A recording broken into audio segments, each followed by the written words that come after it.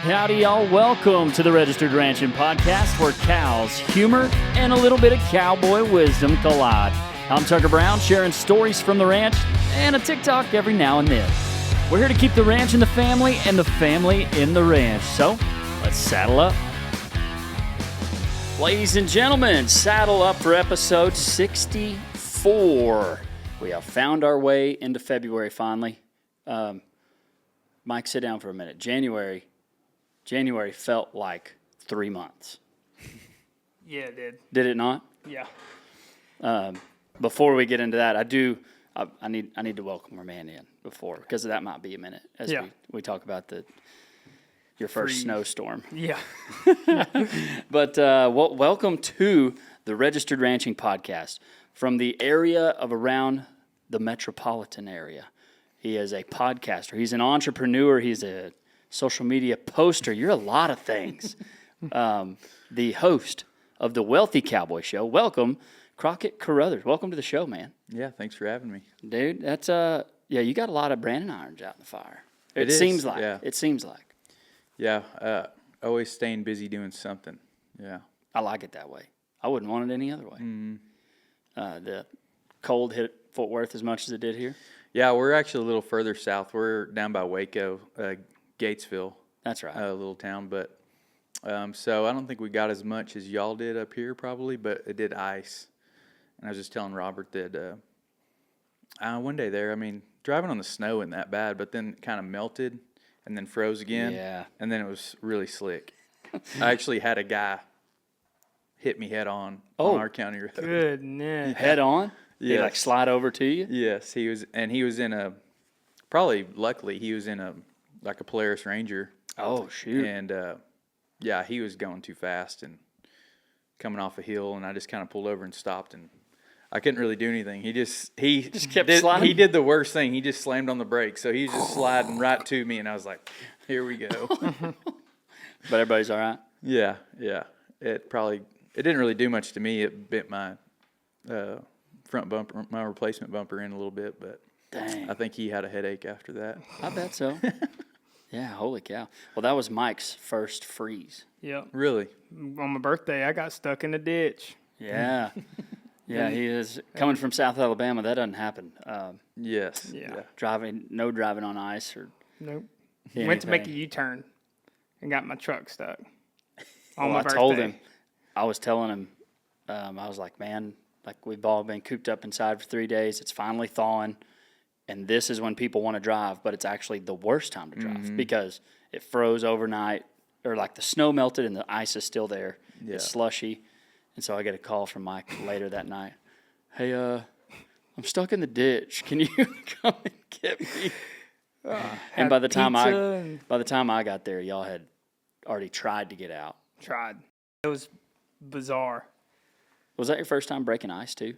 No, we did it because we had a freeze. One other time. Yeah. Yeah, You're but right. it Not wasn't your first freeze, but your it first was nowhere storm, near that bad. Like our troughs froze over, and it was about this thick, about 1.5 inches of ice. That was 5-6 inches at one point one day.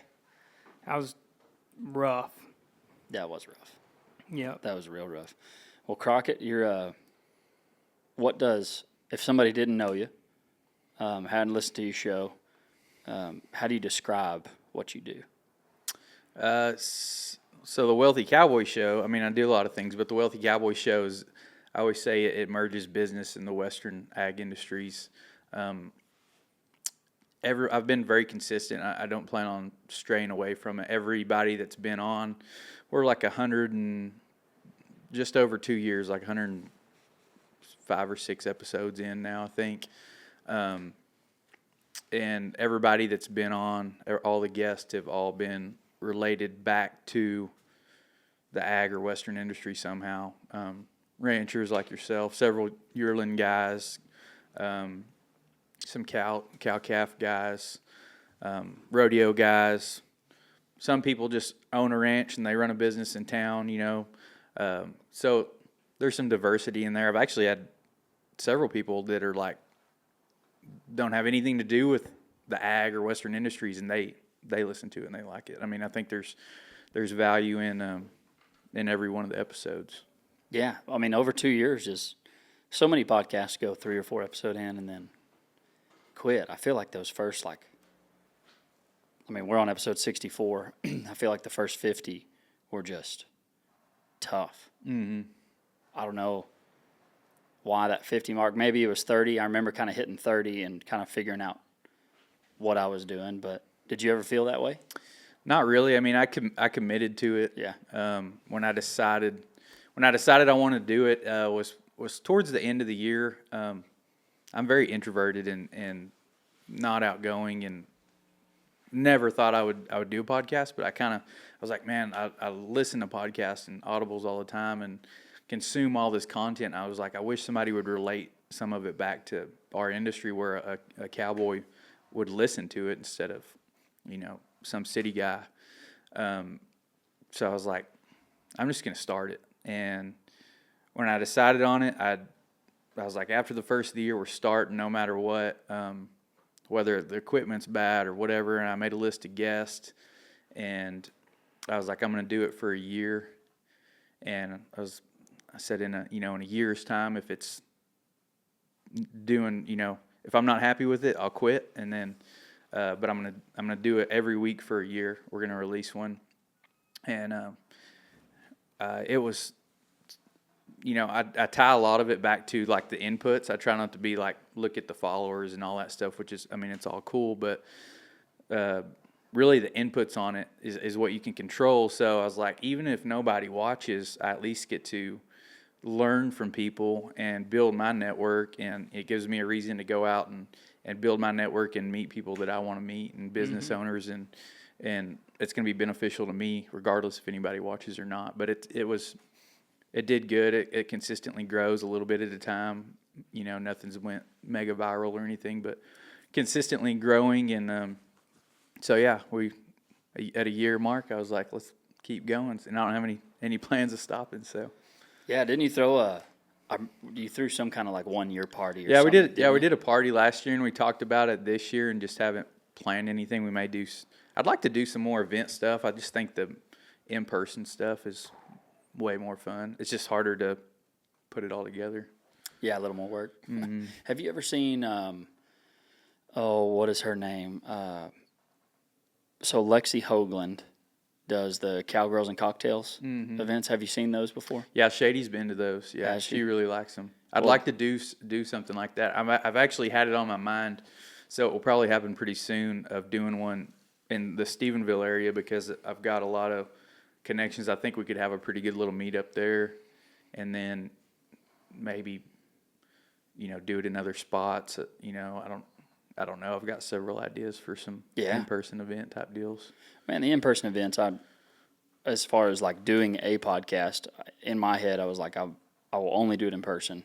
Mm-hmm. I know there's a lot of people who would do one over a Zoom call, but like selfishly, I want you to, or I want to come to you, or I want us to be in the same room. Yeah, it's way better. Oh, dude, I think for the interview it's way better, and I think for the relationship wise, it's also way better. Yes. But those, just like you said, those in-person events, I was so jealous that I couldn't make it to that one last year, because it looked like y'all had a blast. Yeah, it was fun, and yeah, you just build. It's you get so much more out of it, I think, when it's in person. I'm the same way. I did one Zoom back there, and it did not perform very good. So I'm like, I'm not doing that anymore.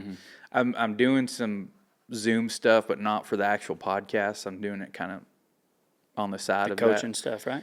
Yeah, we're doing that. And then some of my sponsors and stuff will have calls on that, like Ambrook. Yeah, we've had some calls kind of, and they'll just come on random days. But I'm not. Yeah, I'm the same way. I'm like, I've talked to people far off, and they're like, can we do it over Zoom or something? I'm like, no, you got to come to Fort Worth. Yeah. And so it's probably hindered some conversations, but we may travel and do some more too. But I'm only going to do it in person. I think it's just way better. And in the same way, I've realized that it's took me a while. Like, I'm in sales too, so I'm working on doing that more this year. Is instead of texting and messaging and emailing and talking on the phone. If I can go somewhere, and meet somebody, I mean, it seems like the deal just gets done like that, as opposed to dragging it out back and forth over technology. Yeah, I mean, and two, it seems like when somebody does show up, you have to put that time into them. But if I were to get a call, I could be like, well, I can call him back tomorrow, or he texted me. Yeah, I can text him back tonight once we get done, fertility testing bulls or whatever. Mm-hmm. And so, yeah, I think you're right on the point there. I do want to go back to, you do some other things too, but before I move on. What are some of the other things you do? You do some cowboy stuff. Yeah, mainly day working, which is, I mean, that's what I did for a living until, I got into sales and got into this, but I still do it a little bit, just because I'm not in it, and we're always doing other things. I'm not in the swing as much, but spring's fixing to kick off, so probably pick up some work around then. But that's what I did for a living, and then also I'm always looking for opportunity in the ag side of things. So we have a small place there where we live, and it's cut up, and really we set it up to kind of straighten yearlings out, and I haven't done much of that, but I've done a little bit of everything there. Anything where I thought would make some money. So we've calved heifers, we've straightened some yearlings out. I've bought some. I have a background roping calves, and we still do that some when time allows. So I'd always buy some cheap roping calves, and we'll grow them out or whatever. And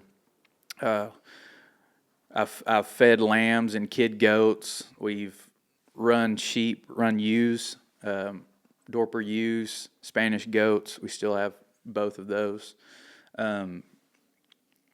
Traded cows, put cows together, traded them in and out of there. And then now also, I think I'm on my third or fourth year. I've got a little set of Corriini Longhorn cows that I've had them on a lease place, and I've lost it, so I've kind of been bouncing them around, but I've still got them.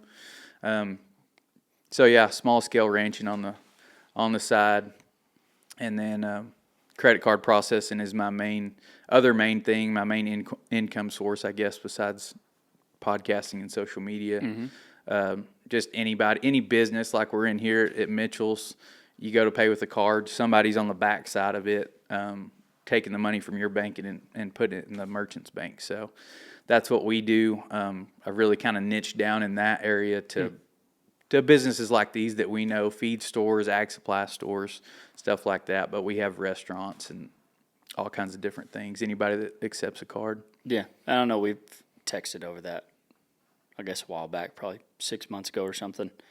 That's something I don't know anything about. Yeah. It's an industry that nobody, I didn't know about it, and most people never think about it. I never thought about it. No, me neither.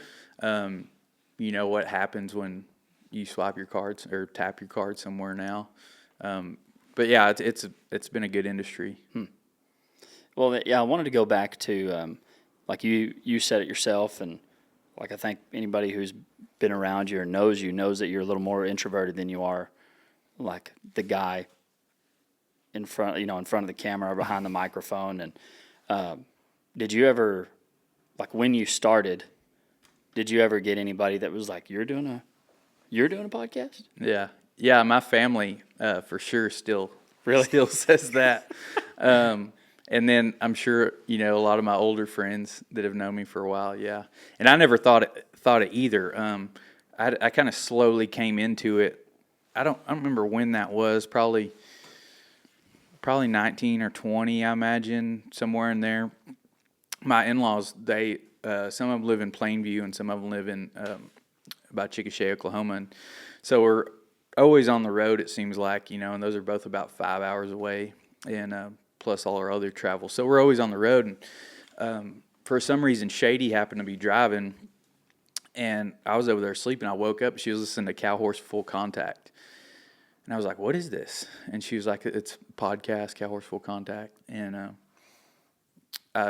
so I sat there and listened to it, and they're just telling basically cowboy stories, especially the older guys on there. They all have a very interesting background.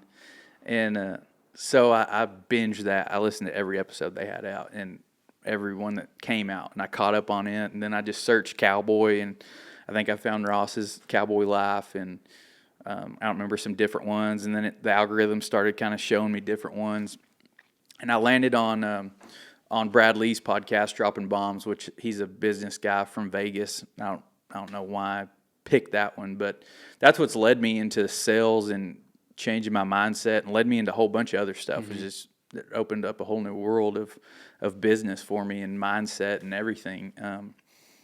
Same deal on that. I just binged all of it, and it slowly came about. I mean, that's all I listened to. I've been obsessed with it ever since I found podcasts. I've been obsessed. Anytime we're on the road, I'm in the gym, anything, I'm always listening to podcasts. Yeah.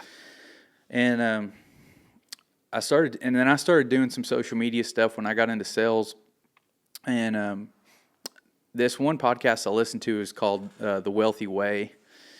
And he branded all his stuff wealthy. So he had different areas, like he had a Bible study called The Wealthy Kingdom. He had a content creator course and coaching deal called The Wealthy Creator, The Wealthy Investor, and several different branches. And I'm like, The Wealthy Cowboy, that'd be pretty cool, because all of his stuff is I base it all the same too. It's not just let's make a bunch of money and screw everybody else. It's his is very faith-based, very family-based, but also let's make some money and do some business in the meantime too. So I really liked that message. So I was like, The Wealthy Cowboy, and I just started hashtagging all my stuff Wealthy Cowboy that I put out. And I was like, man, if I ever started a podcast, that'd be a great name for it. But I was like, no way. And then I got to thinking, the more I did social media, I was like, man, I'd really like to go on podcast or advertise on podcast, and to get my products, my offers out there to sell more stuff, because I saw the strength that it had, the power it had as me as a consumer, because I always wanted to buy. Yeah. I was fans of a lot of people, and I was like, man, I want to go buy their stuff now. And I really just didn't. There wasn't a lot. I don't know how to phrase that. There probably was opportunity, but I just never made anything happen in that area. And I was like, screw it, I'm just going to do it myself. And that's how it started. Just started right up. Yeah. Well, and I like how you did, I'm going to do a year. Mm-hmm. The commitment to that, I think, is, I know there's a whole lot more that goes on to just that, but the commitment to a year, I think, from the outside looking in, was a big part of helping you to get where you are today. Yeah, I kind of learned that through learning about business and sales and investing and all that stuff.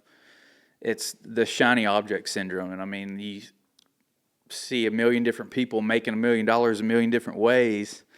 And so most people will jump into something thinking that they're going to be rich next week, and then they don't have any success. So they're like, oh, this thing's broken.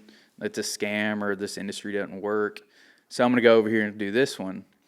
And really, you just start over every time. So just through trial and error, I realized this, and I was like, now anything I start, I'm going to give it a long enough time horizon to, work or not work. And so a year could even be too short in some aspects, but I think that's a pretty good timeline to decide whether you're going to do it or kill it off.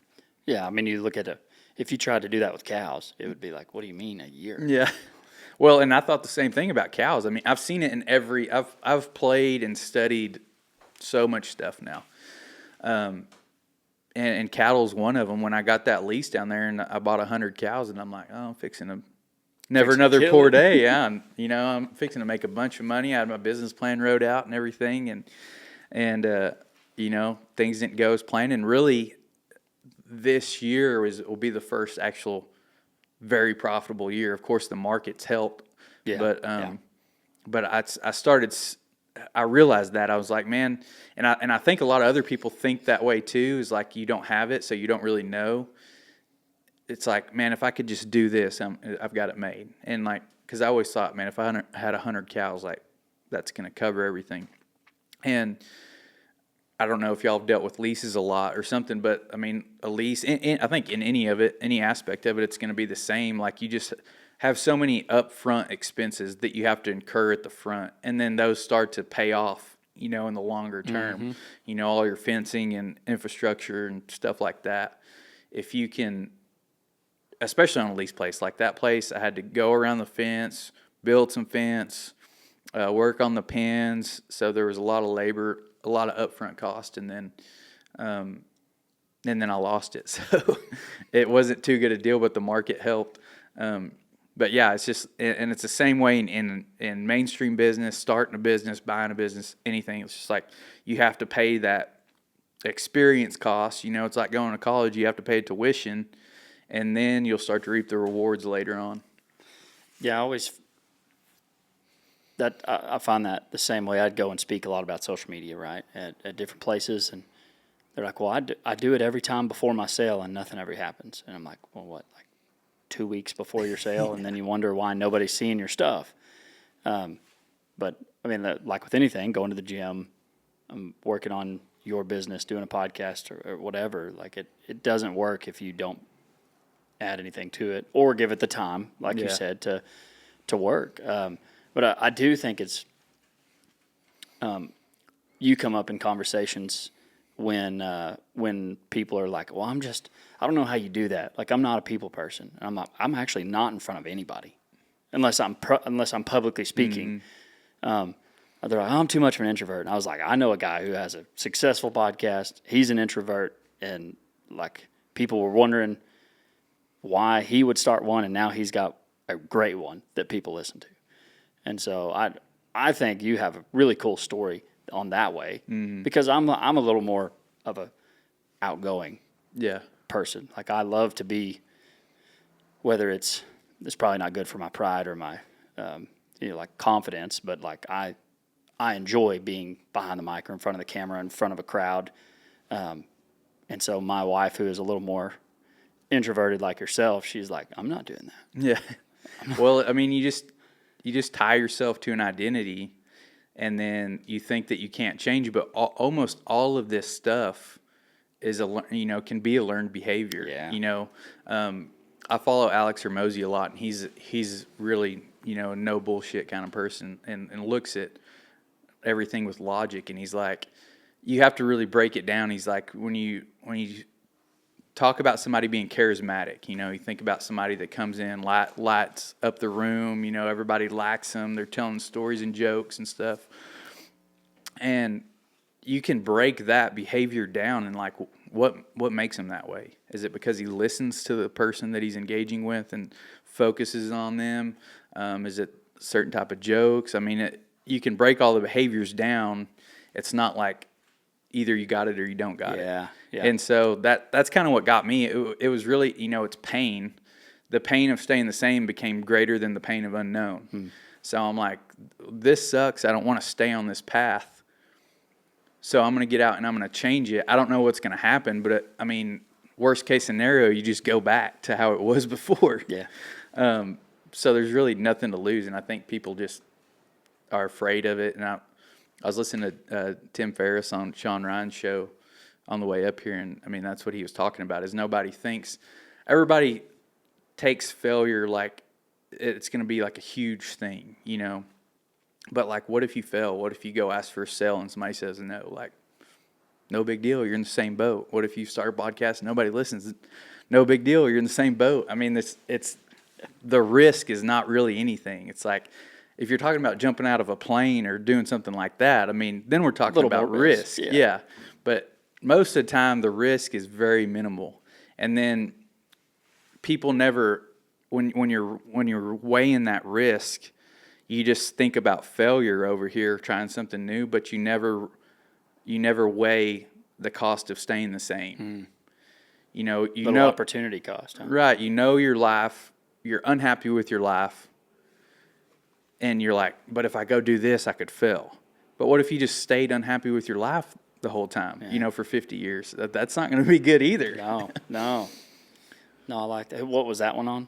That was Tim Ferriss on the Sean Ryan show. Ryan. Dang, interesting. It really just, the whole thing, like just a bunch of those books and podcasts just really changed my mindset on failure. I'm like, let's put it out there and like, who cares? Mm-hmm. Who cares if it fails, then we're back to where we were at anyway. So that's what I always thought was like, if I go out and do something and get into sales and fail at it, or start a podcast and all this and fail at it, I can always go get a ranch job that'll keep me in a house and keep me with beef and give me a salary and a pickup to drive and everything. So I'm not ever going to lose everything, Yeah. Well, I think it's, I don't know. I love that you have like made your social media, it sounds like that you follow or listen to the stuff, the information that's going to make you better. Mm-hmm. And then, because so many people use social media just to get real mad, or to look at politics, or to look at the news and things that aren't going to make them any better. Yeah. And that's what I tell a lot of in my speeches. I'm like, hey, you say social media is trash only because that's what your feed shows you, and that's because that's what you look at. That's what you engage with. Yeah, that's when somebody makes you mad, you engage. But whenever you see something you like, you're like, oh, that's good, and then you scroll. Yeah, I've heard so many people talk about that. Joe Rogan, I listen to him quite a bit, and that's what he says is like, and I'm not a Twitter or X person, so I don't know how that platform works, but they just talk about the fighting and all the bad stuff on there, and I'm like, man, my social media experience is not the same. They're like, don't get on your phone immediately when you wake up, and then you're just in a bad mood. I'm like, I get on there and see either funny stuff, or people that I know, just their life updates, or motivational stuff or informational stuff. So yeah, I have a different, like you said, and I heard it explained to the other day, they were talking about TikTok, and I know you're big on TikTok, but they're talking about, I don't know if you've heard of people saying like, oh, the Chinese, they're manipulating it. In China, all it is educational videos, and people are learning, and then it's all trash over here. Yep. And they're like, did you ever think that the Chinese people just engage with the good educational videos, and that we engage with the trash videos? Yeah. And because I see that on TikTok, and you can change your algorithm, and I don't play on TikTok that much, but they said like if you're seeing something, just go search whatever else you want to see. Like, just type in motivation and search that, and then it'll start just feeding you a bunch of motivation stuff, or whatever the content is you want to see. You can kind of manipulate your algorithm there. Or when you see something you like you said, like it, comment on it, share it, and then you're going to keep seeing. That's how the algorithm works. It doesn't want to feed you stuff that makes you pissed off, or it does want to piss you off. It just really doesn't care what you do, as long as you stay on the platform. Well, you look at the same thing that like politicians do, and they touch on emotion, and that's what people react to the most, or the quickest, or the fastest, or the hardest, including with their wallets, right? Yeah. And then, so that's why the most engaging stuff tends to be things that make you mad. Yeah. Yeah, I know you create a lot of content. Most of my stuff comes from podcast clips from the show, but I know, like, I'll be doing my clips, and I know I'm like, oh, this is gonna be a good one. This is gonna trigger some people. Ruffle some feathers. Yeah. So and we talk a lot about money, so people have their own thoughts and beliefs on that, and we'll get triggered on that. And then I didn't know this, but one of my buddies that's a content creator, he's got a channel called What a Cowboy Wears, and he interviewed me the other day. And, I've seen his stuff. Yeah, I was like, man, I didn't know people got so triggered about what other people wore. For real. And they take it personally. Yeah. Yeah, they take it. What's his name? Colin Lowe. Colin. Yeah. He's kind of seemed to come on the scene the last 3 months or 5 months or something. Yeah, he's been in it for a while. Like, he reached out to me kind of when I first started, not very far into it, and he had been following me, and he offered to do some help editing and do some work and stuff. He's like, man, I just want to help you. I'll do it for free. And he had a YouTube channel and knows a lot about all the editing process and creation process and stuff. And So we've been in contact for a while, and then he just started that channel a while back, and it's kind of it's a little niche that was not served, I guess. So he's been pretty successful at it and partnering with different brands and reviewing different things, and it's pretty cool. Yeah, he does a little work with like ag gear, and I've seen him work with higher boots, and but yeah, you're right. A lot of times there's a lot of girls who will show what they wear. But then it is funny, like the moment you say cowboy, there's like a group on Facebook that's like, let's see what he's about to say. Yeah. I'm going to tell him he's wrong. Yeah, yes, yeah. Yeah, I had, and it was funny that he wanted to do that and that he started that channel, because I have people reach out and ask about what kind of khakis that I wear and what these shirts are and all that stuff. So I think people are curious, but like you said, it's like uncowboy to talk about clothes or something, or social media or anything like that. And I didn't know, like, it really pissed everybody off because I had these Vans on and these khakis, and so they talked a lot of crap about that. You better have some thick skin, like in this game. You have to. And then it's, I heard a guy say, like, which I've heard it said a lot, but the first time I ever used it for myself was asking about some hate comments, and it's like, I don't even know who they are. I wouldn't take advice from them, let alone take what they're going to say bad about me. Yeah, I stay out of them.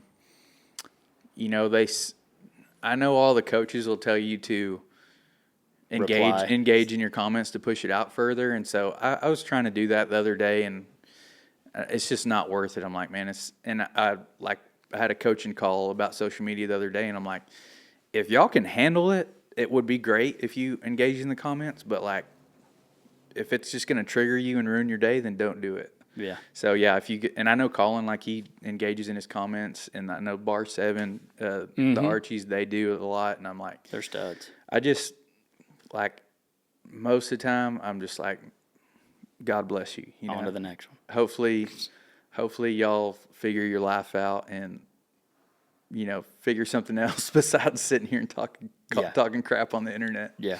Yeah, about what shoes you're wearing. Well, this is a good spot for one of my favorite segments of the podcast. It'll be a little good. It'll be good today because I know you're working with somebody else. So hang with me. I want to put you in the ag gear hot seat. Okay? Yeah. So I've got a list of questions here from some other people and some of my own that I'm going to throw at you, and it may get a little hot since you're not wearing ag gear. The ag gear that keeps me cool or the ag gear that keeps me warm. Go online to the ag gear store. Use discount code Tucker Brown. Get you 15% off. All right, to the ag gear hot seat. How do you like your steak cooked? Medium rare. Good one. Are you an early morning guy or a late night guy? Early morning. Gross. What does being a wealthy cowboy actually mean to you? Yeah, so we touched on that earlier. I mean, it's not just about money. If you look up the definition of wealth, it's just an abundance of assets, which can mean different things. Money is, the dollar especially is fake. So it's not just an amount of dollars. But it could be land, it could be family, relationships, money, gold, cattle, anything. It's an abundance of assets. And so we kind of focus on all of that. Like, I never wanted to sacrifice. It really held me back for me, like, pursuing making any money. I always thought that poverty was noble, the kind of thing that we think a lot in this industry. But because I didn't want to give up my freedom, I didn't want to sacrifice family relationships, in the pursuit of money. But you can do both. So we talk about that and, keeping it all together. I mean, I'm a family man. Everybody that comes on, is mainly family people. Mm-hmm. A lot of them, most of them probably are faith driven. And so, it's not just make a bunch of money and screw everybody. I like that. What is something that ag needs to stop apologizing for? Or is there anything? Yeah, probably everything. I think we need to be unapologetic. That it really gets me on. just coming from the rodeo side of things, like that's in the spotlight a lot. You know, even a bunch of this stuff now is that we have social media is like that we're abusing livestock and animals and stuff like that. And I'm like, you're always going to have those people, and the more attention you give them, the bigger their voice can be. You know, we either need to be promoting ourselves. I mean, I know you talk about that a lot, about telling your story in agriculture, and a lot of influencers in our industry do. So that's super important, just actually telling it how it is instead of letting people, you know, come up with their own ideas, and they don't have any information. They don't have the information about it. But yeah, just apologizing, like the taking stuff out of rodeo and trying to hide stuff. I'm like, why? We don't care about those people. So why are we trying to please them? You know. So yeah, I think They'll never like it. Right. I think that's a big thing, and then being profitable, making money. I think, like I said, it's like in our industries, it's noble to not have anything. But no, you don't. I mean, in this world right now, like money means freedom. Basically, it gives you options, and it gives you ability to help people. You know, I never thought about that. You know.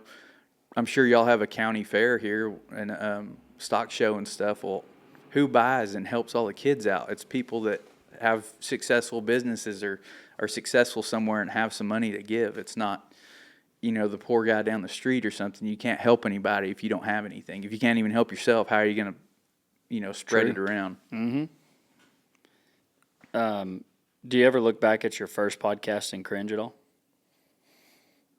Not really. I think I've gotten better, but I was lucky. I picked high quality people that I knew could talk and kind of guide me through it. Buster Frierson and Chick Wilfong. Dale was episode 4. My boss, he actually talked a long time. I mean, he's not a famous person at all, but he's a good storyteller. So I did that on purpose. I knew that I probably wasn't going to be very good. Help you out a little bit? Yeah, and I was like, man, they'll be able to fill in the holes, the gaps if I have any. But I have people ask me like if I was scared when I started, but I had it, especially with Buster. Buster's been on, I think at the time he'd been on 6 or 7 already, and I already knew him personally, and I already had like the whole thing mapped out in my head. All I had to do was show up. It was all a vision in my head, so I wasn't nervous about it, you know. And it's gotten easier now. I mean, yeah, I don't have to write anything down really anymore, nothing. So it does get easier. Oh, it definitely does. I always, because I look back and I'm like, oh, that's how I used to start this thing? Or, you know, something different. Even with old videos that I go back and I'm like, oh, man. I mean, and that's part of any of it. You don't necessarily have to suck at first, but the longer you do it, you're gonna improve in whatever it is you're doing. So I always look at it like the failures. Like if you knew that it was gonna take you 50 failures to be successful at something, how fast would you get the 50 out of the way? Like as fast as possible. If I could have done 3 podcasts a week to get to 100, if 100 was my number to be like, I'll be decent at it by then, or, you know, whatever my targets were, I'd be like, let's do 3, let's do 5, 5 a week or something, you know? So just true. knock them all out. Yeah, so true. Yeah, the feeling dumb. I feel like if you haven't felt dumb in a while, you probably hadn't grew any either. Last question. How has your network changed since you started the podcast? Man, it's pretty crazy. The relationships that I've built, that I've actually talked to people regularly with, but also just being able to reach out to a random person and they're like, oh yeah, you have the podcast or something. So it's pretty cool. And then our industry is so tight that, I mean, I really feel like, I'm 1 or 2 people away from getting to whoever I want to talk to, Yeah. So it's really cool. And that was a big thing, is like, man, I want to build a business. I want to make some money and be successful that way in finances. And I was like, nobody that I'm around. I mean, a few people, but I was mainly around a bunch of day workers and stuff. And I'm like, man, I gotta grow my network. I gotta get outside of this, outside of this bubble. So that was a big thing. And yeah, it worked. Yeah, it's definitely helped. That's cool. I always love. I find I probably take it not for granted, but I really pour into my network of like, how many people can I know?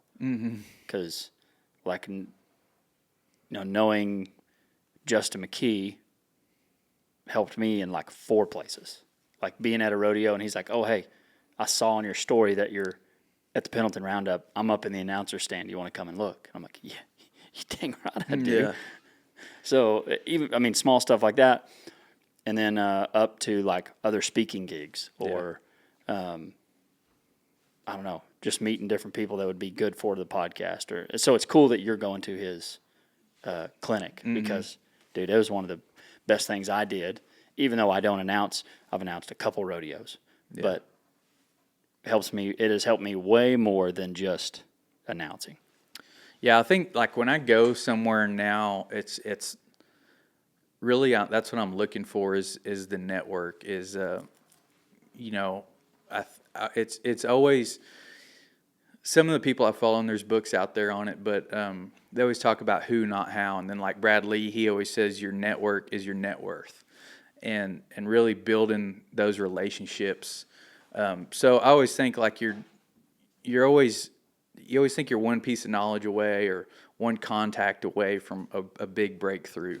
And if you think about, if it's knowledge, somebody else has the knowledge. So it's really always a person.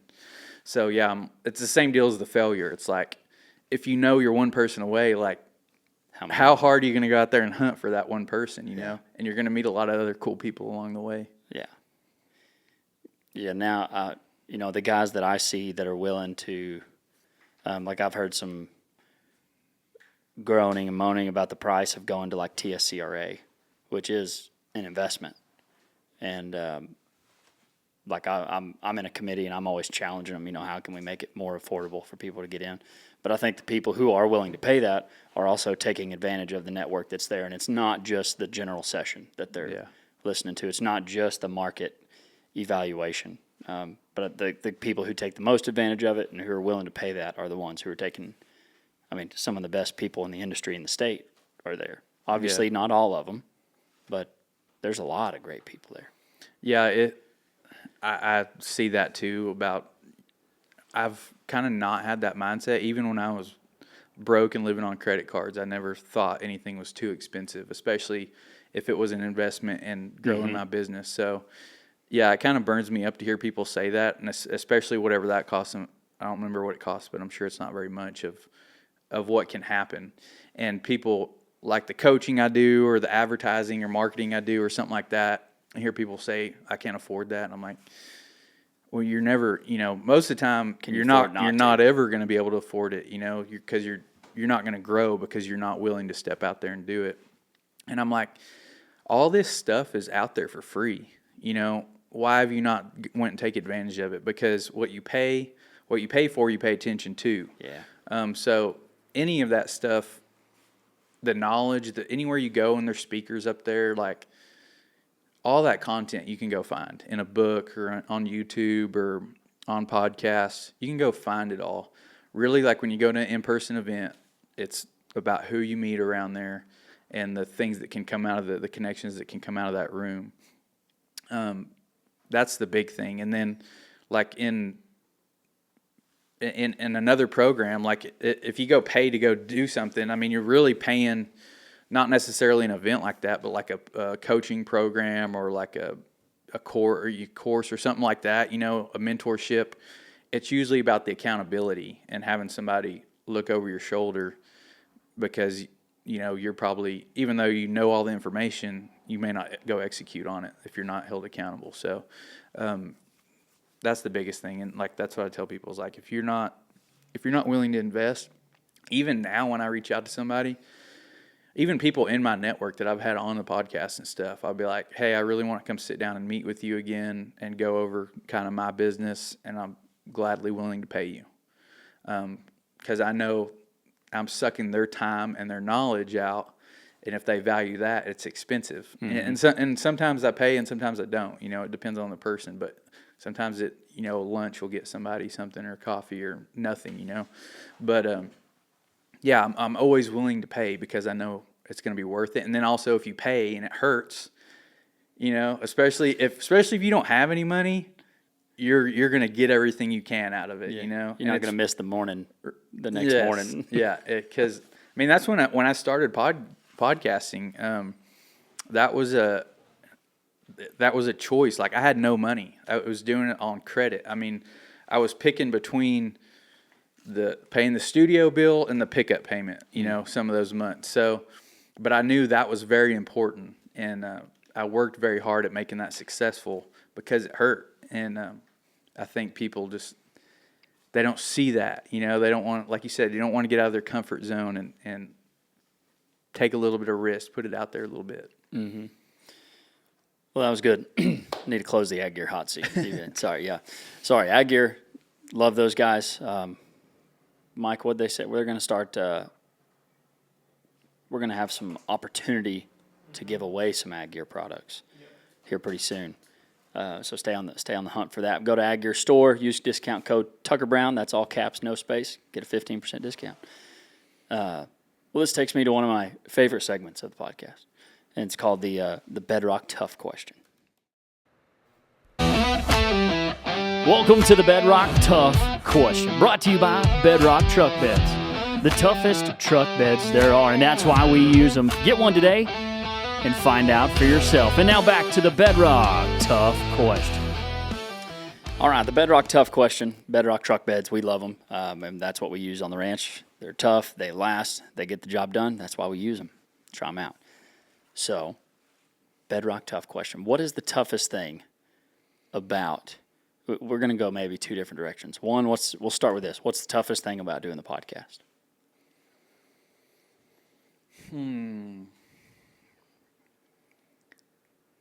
I don't know. I don't think there is anything tough. Is that a okay answer? That's a flex. That's what it is. Just because I'm tough. Yeah. Yeah. No, I don't think there is anything now, especially now that it's catching some traction and stuff. I mean, it makes it easier. But even starting out, I've enjoyed it from day one, and I've heard several people say this, but like if you want to be successful at something, do something that looks like work to somebody else but feels like play to you. And it's play. That's to your me. play. Yeah. Okay, so I'll go to the coaching side, and you might have the same answer. What's the toughest thing about coaching those that are in your system? What's the right word there? In your... Yeah, I don't really have like a system. It's kind of, that deal's kind of just evolved. Like, I'm like, what knowledge do I have that I can provide value on? So never thought this, in a million years, but it's been social media. Had some luck there, mainly podcasting. Social media in general, you're probably better at it, but I've spent a lot of money learning about it and stuff. So same thing. I don't think there's anything tough for me. I keep it pretty low key. I like to do Q&A. All the things I've done so far has been more like a personalized, I'll kind of start out and tell people what I know and then let them ask questions and a lot of times, it's stuff that I've been through. Like when I was first getting started, I didn't know anything. Like I don't like technology that much. I didn't know that much about technology. I didn't post a lot or at all, I just got on there and scrolled a little bit. I only had Facebook. I didn't have the other platforms. So yeah, I've spent a lot of money and time and investing and learning that. So just sharing the stuff that, kind of like you said earlier, like I take for granted all that knowledge, and then I talk to somebody else and I'm like, oh man, like you don't know any of that stuff, So yeah, I don't know, but I'm also very optimistic, so I don't think you can say that. I don't think anything's very tough, really. Yeah. So it's not very good for the for your tough your tough Tough question question. segments because That's because you probably have a bedrock truck bed. That's why nothing's tough. Okay, I get I get it. life's pretty easy. All right, Mike, you ready? I'm ready. Okay. So, bedrock truck beds, we use them. Try them out. Love those guys. Good service, good product. I always say they have to check three things. The products that I use, they have to have good customer service, good product, and the right price. And we're loyal as long as those three things are checked. And the moment one of them's not is when we're moving. Because I get cornered at every convention. You know, like, what horse feed do you use? Really? I got something for you. You know, or the same thing at whether it's Mineral or Semen Sales or Merck or Zoetis or some fence. Like, it's always that way. But I feel like we get the same thing in the bulls. Like that's what I'm there. I'm there to sell bulls, right? Or in general, that's what we do. And so, if a customer always like jumps on the line quick, I'm always like, I might lose them just as quick as I earned them. Yeah. But when somebody's that way, I always feel good about one that I've worked for a while.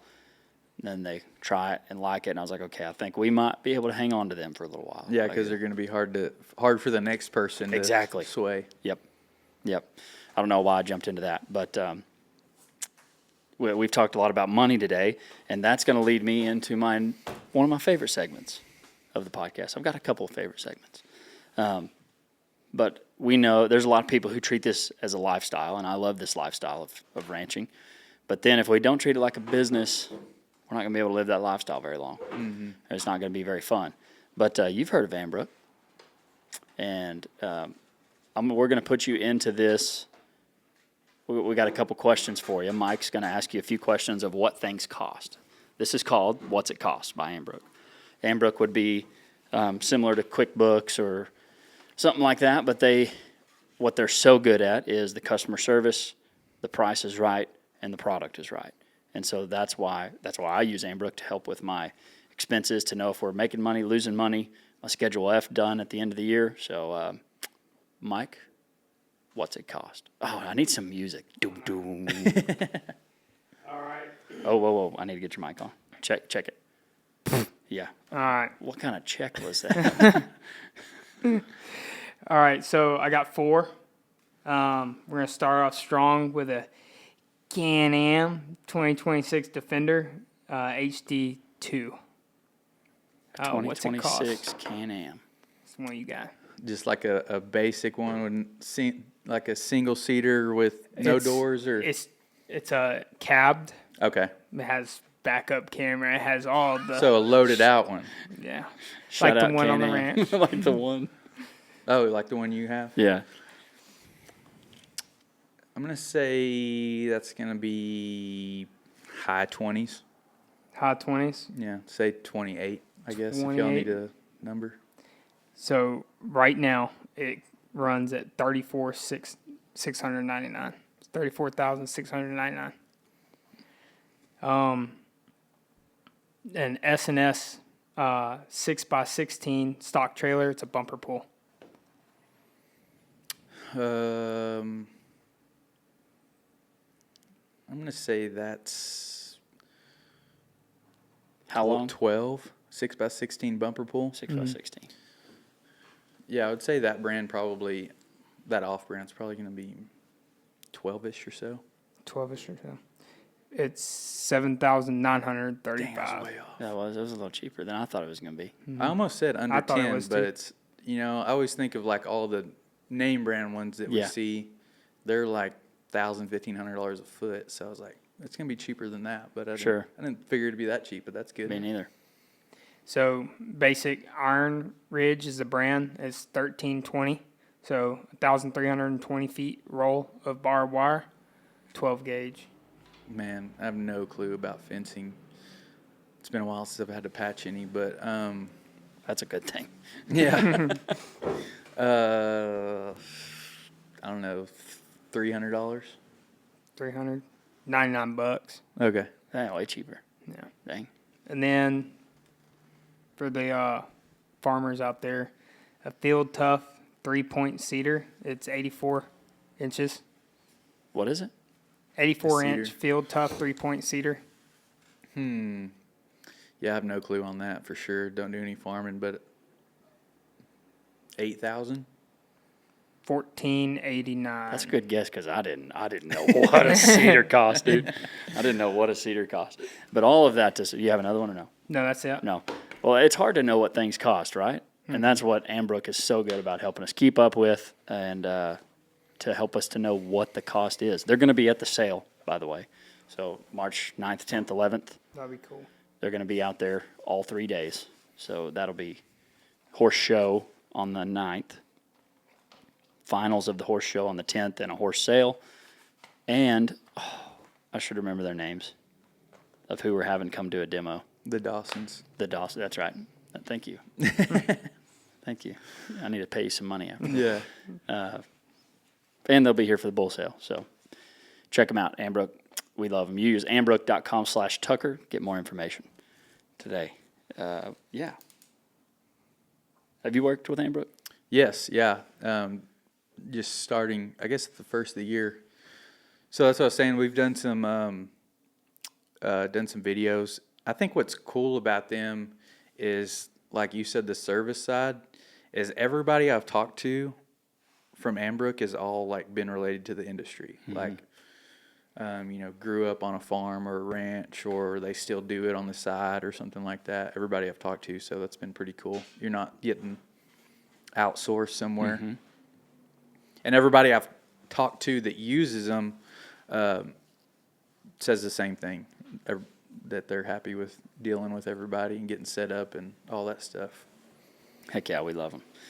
So as far as having, like, there's a lot of people that ask me questions about starting social media, starting podcasting. I'm sure you get some of that yourself. What is your answer to those guys that are trying to, no matter how old they are, college student, high school student, wanting to start something like this? What's your advice to them? It's really more simple, I think, than people make it as far as social media. Like, just commit to posting every day. I always tell people, like, don't overwhelm yourself. If you need to stick to one platform and only post on there and only worry about that one, just do that. And if you can only do one time a day, just do that. Just be consistent. And when you do that long enough, you'll give a reason for people to follow you. So you'll probably start gaining a little bit of traction, even if it's not huge immediately, but probably start gaining a little bit of traction. And somewhere in there along the way, you're probably going to have some posts that perform well. And then you can go back and look at those and be like, what made this perform well? Mm-hmm. Is it, if it's a video, is it the first 3 seconds, the hook? Is it the story? Was it the background? Was it because I was doing something? Was it the content of what it was about, But yeah, a lot of people just don't, they get analysis paralysis and don't start because they don't know where to start. And I'm like, no, just start, put it out there, and then you can improve it. But the first thing, it's like going to the gym. I mean, the first thing you got to do is build the habit of going. Mm-hmm. And then you can improve on it as you go once you've built the habit. Yeah, so true. Because whenever I feel like I have to put my mind is now trained to find things to make a video about. Mm-hmm. But it wasn't always that way. Yeah. Like, I remember when I was struggling to post once a week, like, wait, I don't have anything to post. Yeah. And now, today, like, I can think of so many things I'm doing throughout my day that I can make a video on, only because I'm trained to, right? Yeah. Like, now I've trained my mind to do that. Or yeah, you're in the habit of it now. Yeah. Even me, I mean, like I said, I don't go create as much, but I try to capture as much as we can that's interesting. And yeah, it's hard when, especially you're out working cows or something, to remember to video something. Yeah, it is. Yeah, it is, right. And then after it happens, you're like, dang, should have got that on video.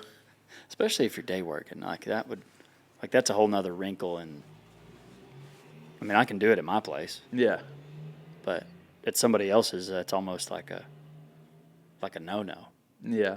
Yeah, I try to be considerate of that, of course. And I've asked Dale about that too. Like, you don't want to mess the drive up or something, but most people don't care if they, if you're not, as long as you're getting the job done. Yeah. And I always say this too, it's kind of like talking about what a cowboy wears.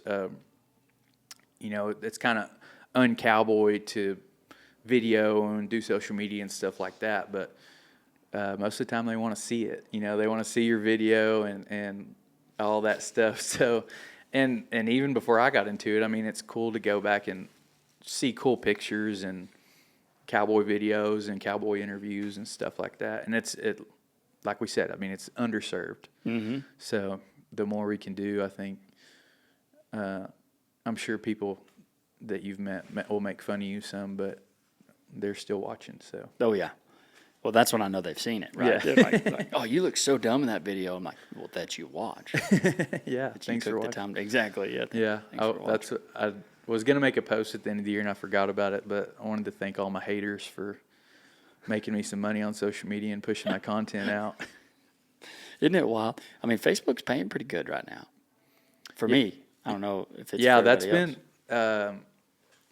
and I don't spend time, like Facebook's my main platform, you know, besides the podcast going on YouTube. So yeah, Facebook has been, you know, it was a few $100s a month, and in December, like, it had some bonuses up, and I was like, man, I want to hit these bonuses. So I was posting like crazy, and it, you know, helped paid for Christmas. So Nice. and then January was good too. Stayed on that same roll, and we'll see where it goes. But yeah, any little bit helps, you know.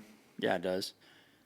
My wife and I, we always, whenever we first started, you know, like I remember I got like $300 on Instagram one time, and I was like, hey, baby, we're going to eat. Like, we're going to go to Good Night Steakhouse. We're going to have a few drinks and get you a nice dinner. We're going to get some shrimp and beef, or, you know, whatever you want.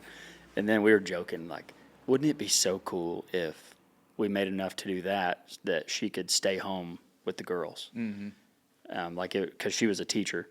And then last year, we were like, were we serious about that? Because we just were there. And it just made me think, like, what if I would have started like 2 years earlier? I thought about it for years. Yeah. Like, I could do this. So the analysis paralysis, I like that because it's so true. Yeah.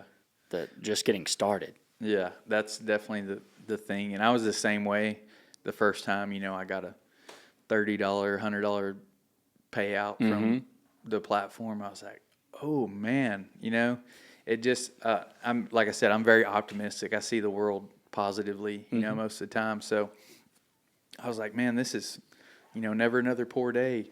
You can do this. I mean, I think having those little wins and whatever it is, you know, you need some little bitty wins to kind of show you that it's possible.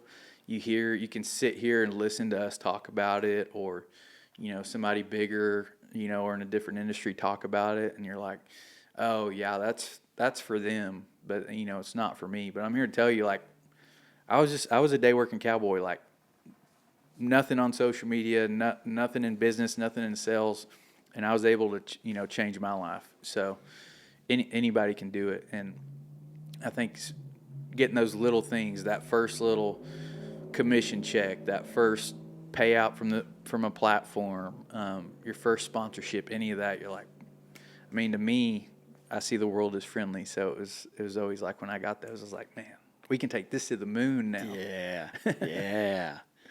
I love that. Well, how do you think, like, 5 years from now? I always like to picture that. Like, I'm just now 5 years into social media, like content creation. And, like, if I would have known I was going to grow this much in 5, like, I would have started 5 years, 10 years earlier, right? Yeah. And so where do you see the Wealthy Cowboy Show 5 years from now? Because you've had it 2 years? Yeah. Been at it 2 years? Probably Longer than I have on the podcasting side. Yeah. Like, that wasn't a flex at all by me saying I've been doing it for 5, but because I'm way newer on the podcast side. Yeah. Yeah, I don't know when I started, like, paying attention to social media. That was probably 21 or something, 22 maybe. I committed to, you know, posting a video a day. You know, I learned that Reels is how you grow to get your content pushed out to non-followers. So I committed to videos, and, you know, it's progressed from there. But now I see, You know, I just see like more content probably. If I can grow it to 2 episodes a week. Like right now, I put out a little mini episode on Thursdays. I did that probably close to a year into it. I was like, man, I just want to do little short episodes by myself, and I can talk about whatever I want to talk about. Usually it's like some business stuff or books I've read or, you know, just something I've been thinking about, and I can just get that out of there. You know, I'm in control of the conversation. So, but I'd also like to just do more stuff like you do and like Dale does, like more real world content creation. I've thought about like work out with the Wealthy Cowboy episodes, where go work out with Buster or some different people and have a conversation at the same, you know, Mike and have a conversation, or different settings, different, you know, just kind of experimenting and see where it goes. Yeah, that's cool. Kind of like a field trip podcast or something. I mean, yeah, I think I've seen some content like that is where I came up with it. And I think it's just like I really like this setting, but if you can go, it's pretty interesting too, to like, if you're having a conversation and you're doing something else, like even just walking or, you know, in the gym or whatever, you know, if it's something that you can have a conversation while you're doing it, I think it's pretty engaging. Yeah. Kind of gives you, the watcher, also, you know, something else to ask questions on or engage with. Yeah. Yeah, And I've done like some, I call them business showcase videos for like some of my card processing clients. Will go to their business and video and interview them and really just more showcase their business and help promote them. Stuff like that. I mean, I don't know. We'll see where it goes, but. You know, I heard interesting on your podcast, Saddle Maker. You just had him, I think, not very long ago. And he said something about how, like, he's much bigger on the word of mouth than he is on any type of Dustin Glenn marketing. Is okay. Mm-hmm. Man, that made me think. I was like, well, he's not wrong. That word of mouth, I mean, I know it's slower, but the ones that do come from that are typically like customers. Yeah. Yeah, I mean, in sales, I've been in like the sales industry for, I don't know, 3 or 4 years now. But really looking back, I was selling stuff before then. But anyways, like a sales title, referrals are your strongest. I mean, that's what you want to work towards. Like the insurance business, really the credit card processing have always been a big referral base. You know, you want to go get one customer and then you want to get 2 customers off of them, you know, do a good job. But it's really something like you can't control as much. So I mean, it's good to get those, but I also want to do different forms of marketing to reach as many people as possible. Yeah, I mean, I'm on that boat too. Yeah, it but just kind of challenged my thinking. Yeah, you are correct. If you can create a fan, like I listened to the book the other day, but the guy, I think his it's Jesse something maybe, the Savannah Banana guy. Oh yeah, have you seen them? Yeah. Fans First, and he was talking about that, and they've built like this huge empire of just thinking about the fan. And I've heard of I can't remember some of the other books I've read about CEOs and like founders of companies of just, let's not think about business and what's good for us. Like, let's just create something good for the customer, and then that creates, you know, word of mouth and more people coming.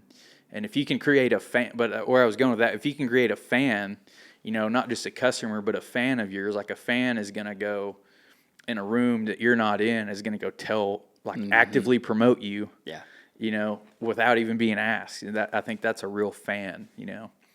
Whereas like a, you know, customer is going to be like, yeah, I go over there, you should check them out or something. But like and I've been in the situations where like, no, you got to go to my buddy's place, man. You got to go check them out, man. You need to do business with them. You know, they're a fan.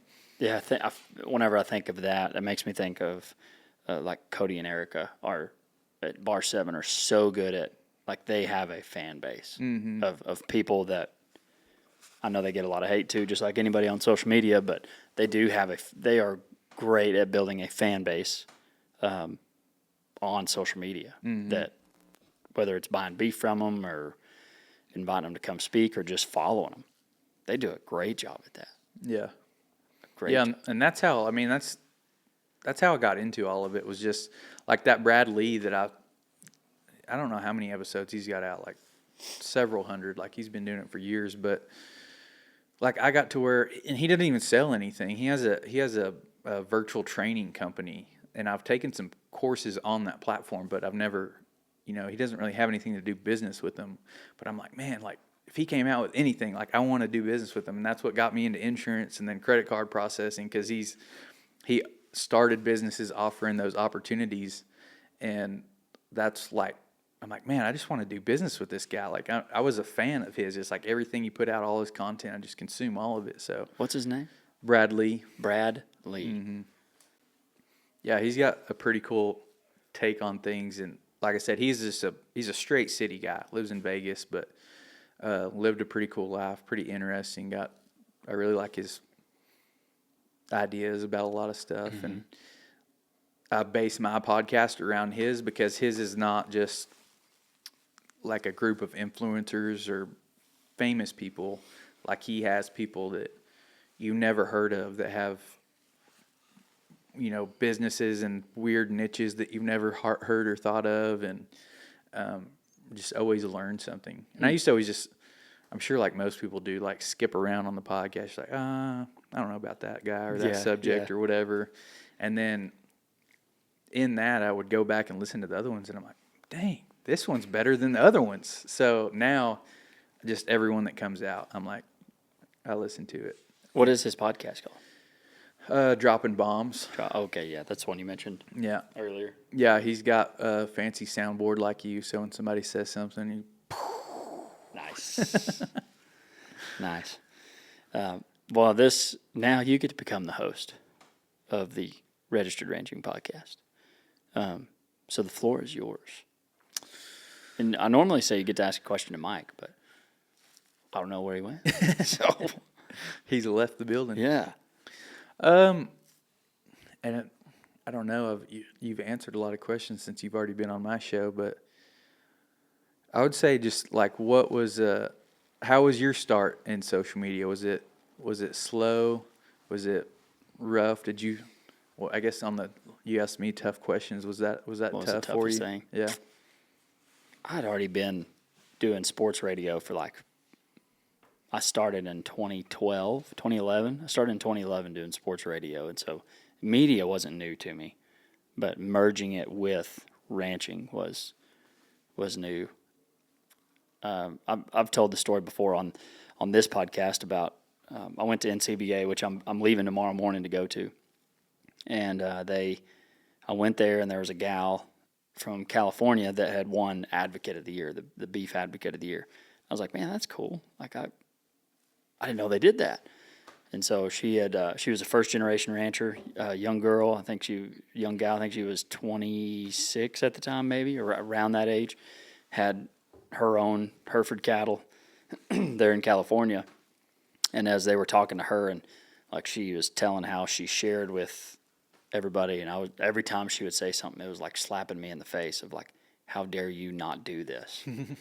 Like she had like no, she was really good at telling the story because she could relate to people she was a first generation rancher. She could relate to those who weren't in it. And then I was like, holy cow, I have this whole story of not of my doing, but of my family's, and I get to be a part of it, and I'm not sharing a bit of it. So that kind of slapped me in the face that, like, you're a storyteller, media, you have a story, and you're not telling it. Yeah. So that's what made me do it. And I was trying to post once a week. That was my first goal. It was like one video a week, and then if you come up with more, great, but try to at least have one a week. So, yeah, it was. I mean, just training your mind to figure out what to post, because I think that's everybody's first thing. Like, well, I don't even know what to say. Mm-hmm. It's like, just got to post what and why. Yeah. Like, what are you doing today? Moving those cows? Why? Yeah. Why are you moving them? Yeah, telling a story, making it engaging. And that's what I tell people is like, it doesn't, it doesn't really matter. Like, and I've got sucked into buying the next tool. Like, oh man, if I buy this camera or this mic or this editing software, it's going to change the game. I'm going to go viral. It's all over, and that's not the case. Like, there's been so many videos of just your phone on selfie that take off and go viral. It's not really, I tell people, like, your phone is good enough. If you're going to talk a long way away from your phone, get a microphone. But your phone is probably good enough it's really about what you're saying. Yeah. And getting good at saying it and telling a message. And some people are better than others about it. So I started the same way, that way, just like talking in the phone. Well, great point about the phone too, though, because I do now have the fancy cameras, and I bought them, 4 years into doing it. But like as Mike and I were making these snow videos, all that snowstorm sucked, but it was great for making videos. And Mike, how many of them were from my phone rather than from a camera? Like, all of them but one. Yeah, yeah, all of them but one. And so that anybody who thinks you have to have it, like, it's not true. I have them, and my most viral, I think. We added it up, and I think we're over 30 million views this last month, which is the best we've ever done. Yeah. And most of those being from my phone, even though I have these. Yeah, you're so right. I've never thought about. Yeah, I've seen it. I mean, just in everything, like in the sales industry, they're like, buy this software, automate this piece, and it'll skyrocket your sales, all this stuff. And I've realized the hard way. I learned a lot of things the hard way. I'm like, if you don't have the foundation built, then these tools aren't going to help you, because you're not going to use them, or you're not going to use them correctly. So you're really just wasting your money. Mm-hmm. Like, if you're not maximizing your content creation with your phone, there's no reason to go upgrade your camera, if you're not posting already. So yeah, and I've learned a lot of that the hard way. But another tough one I wanted to ask you on that was on the ranching side. What do you think the hardest thing in your role on the ranching side is today? Hardest part. I mean, working with families, tough. It's not like you can just fire each other and move on. Because if somebody does something bad that's not family, you're like, hey, yeah, that's very unacceptable. See you later. But when it's family, whether it's me or a cousin or a parent, whatever it is, it's not like you can do that. And you have to work through those, which makes, like, as a communicator, I'm thankful that I'm a better communicator now than I ever have been, because I have to. Yeah. Another hard part is, as I've had every position on the ranch, foreman, bull manager, cow manager, grow safe manager, feed, like, I've had every position. And now, as I've stepped away from those, moving more into the role of this, like making more videos, going to speak at more places, and giving me more time to do the podcast. Like, I've stepped away from the big roles on the ranch. I still am there every day, meet there every day, work there every day, unless I'm at an event like NCBA that we're going to. But the hardest part is, like, now my family sees the value 4 or 5 years in, but do the people I work with see the value? And then, how can we make that place, like, they're going to be fertility testing. We just fertility tested this morning. They're going to be fertility testing for another 2 days, and I'm going to be at NCBA, which looks like I'm going to be having some drinks, staying up late, and having way too much fun. Yeah. Right? And that is part of it, but it's also part of my job. Yeah. But we always say we have a beer with the late nighters and breakfast with the early risers. And so we don't sleep very much Mike tries to sleep. But. Was that like a identity? Did you kind of have an identity crisis, like, in that? I mean, it kind of sounds like you're, like, getting pulled both ways. And it's like, am I ranch cowboy? Am I social media guy? Am I, Well, yeah, it kind of is, because you get in, I get into, the R.A. Brown Ranch. You have such a history of horse trainers and cowboys, which I love. and I'm get to be a part of that every day. But my brother, like, he is such a way better horseman than I will ever be.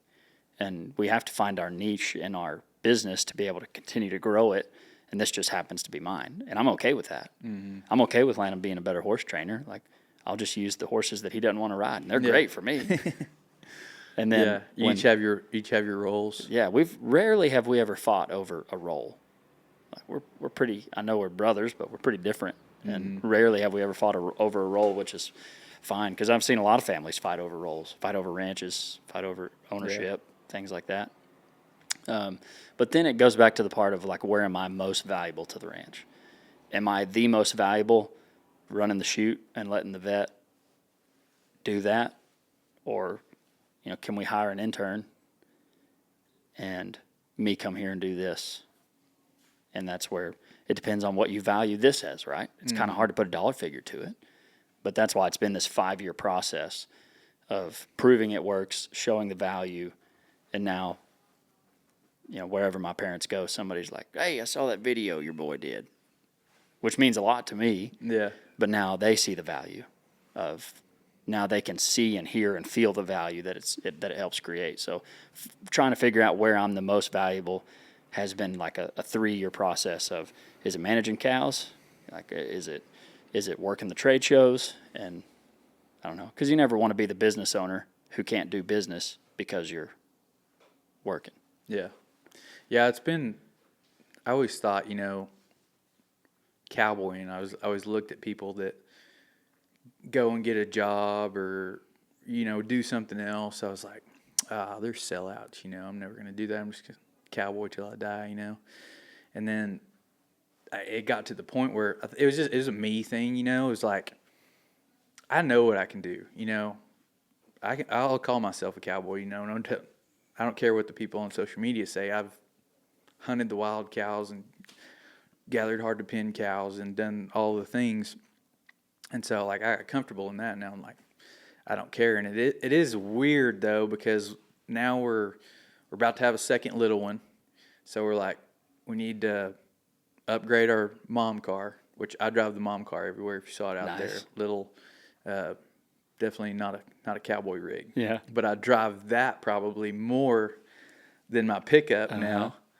And so now it's like, I'm going to sell my 1-ton ranch, pickup, cowboy pickup, and I'll probably still get a 1/2-ton or something so I could go pull a little trailer with it or something, but even a car if it would work. And we're going to upgrade the mom car and all this, and I'm like, me and Shady were talking about that the other day, like, never would I have thought that I'm driving a car more than I'm driving a pickup and pulling a trailer, because not this one so much. It was kind of in the transition, but like my last truck it just never was unhooked from a trailer, and now we're driving that other one. Yeah, now we're transitioning out of the pickups and trailers as much, and I'm like, man, this is weird, but I like it, and I tell people that all the time too, and I'm like, if like focus is huge, especially for me, like we talked about all the things I have going on, and especially in the spring when you get to go cowboy and get invited to go places, I'm like, that's what I started it all for. So do I want to focus on growing my other businesses that would help them grow bigger, faster, or do I want to stop and smell the roses and do the things that I enjoy along the way? So I usually pick that, go enjoy life, go do the cowboy stuff and have fun with my friends, the reason that I do all the other things. So it's hindered my business growth, but it's been fun. It's just been a weird identity crisis thing. You just got to be real comfortable in your skin. Yeah, you do. Yeah, it's dad of 2, dude. Congratulations. Yeah. Or about to be. Second, well, we already got one. She's 3. Yeah, 2, yeah. Heck yeah. Do you know if it's boy or girl? Mm-mm. Yeah, we're not very far along yet. I said we're going to keep trying do we need to cut that out? Is that like not news? No. Okay. I mean, we haven't announced it yet, but. Oh. Breaking news. Right here on the podcast. Exclusive. Exclusively. Yeah, you can advertise Subscribe that. and see. Yeah. Breaking news. Tune in to see. Yeah. Yeah, I don't know. I told Shady when we started that we're not quitting until we have a boy. So, and I was listening to Bud Ford's podcast on Let's Freaking Rodeo the other day, and he said he's the youngest of 7. He has 6 sisters. She's the only boy. So I was like, it's gonna be a lot of kids if you don't pop a boy out till the end. Till 7. Well, I guess it could be the end. You know, Yeah. this one or the next. I mean, whatever. We'll probably Holy cow. still have more than 2. I have or we both. I mean, lucky that we share the same vision on that. It's like, I think a lot of people are scared to have kids in this world because it's crazy or whatever. But Yeah. I also think like we need to be raising some better kids. We need to have warrior kids to come up and be leaders in the next generation. So if we can raise some good kids instead of not having any at all, and then you just have all the dumbasses running around, then it's just going to get worse. Bunch of ones like me and Mike running around. That's funny. Well, what do you have a favorite scripture or life advice? I don't know the Bible good enough yet to have anything memorized, but something that has been really good advice for me, and I keep hearing a bunch of other people talk about it too, but it's really helped my life, is just taking the time to sit down and map out your life. What direction, what do you want out of it, long term. So I've told this story before. I did it at an event. He made us stand up, and he's like, close your eyes, picture yourself next to you. What does that person look like? What do they do? Get as detailed as possible. And so that changed my whole life on fitness and money and, all the things. I mean, if you want to be fat sitting on the beach drinking margaritas, then you can probably go do that, be a bum if you want. Or if you want to do that and be rich and, whatever it is, that's what success is. Success and wealth and rich, all this stuff is relative of, your own perspective on life and what you want out of it. So really just sitting down, mapping that out, like I said, get as specific as possible. I was like, I want to be able to provide for my family and have nice things, leave an inheritance, leave a legacy behind for my kids and grandkids and all that stuff. Help a lot of other people. I want to take care of my health, so I saw myself being pretty fit. So I was like, man, I got to start working on that myself and really just trying to map all that out. And, things probably change a little bit along the way, but just have a goal that you're working towards and move towards it every day. If you're just wandering through life, that's what Napoleon Hill talks about in Think and Grow Rich. I think that's one of the first things. And then another great book of his is Outwitting the Devil. He has a conversation with the devil about how the devil tries to get people on his side. And the number one thing was lack of purpose, was lack of meaning, lack of direction. The people that are out there just wandering and not really going anywhere. They're just living and have no purpose or meaning or path. They're the devil or whoever is able to really sway them or pull them one direction or the other. Whereas if you see a guy walking on the path and he's looking straight ahead, he's not gonna be swayed by anything. I dig that. Mike, do you remember the verse about the straight and narrow? Straight and narrow is the way. You got the broad and wide path leads to destruction, but the narrow path leads to salvation. Whoa. What happened there? Leads to salvation. Yeah, it's like narrow is the path, narrow is the gate, something like that. I don't know. Narrow is the path to salvation. The broad and wide path that many follow leads to destruction.